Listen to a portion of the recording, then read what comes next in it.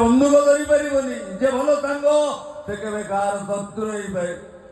ଆଉ ଗୋଟେ କଥା ଜାଣିଛ ବନ୍ଧୁ, ଆଜି ଠିକ 25 ବର୍ଷ ତଳେ ଆମେ ଦି ସାଙ୍ଗ ଦିନେ ଠିକ ଏଇ ଜାଗାରେ ଥିଲୁ।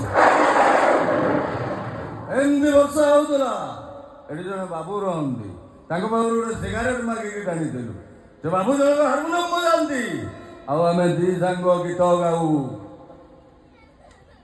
କଟି କଟି ଡବଲ କଟି।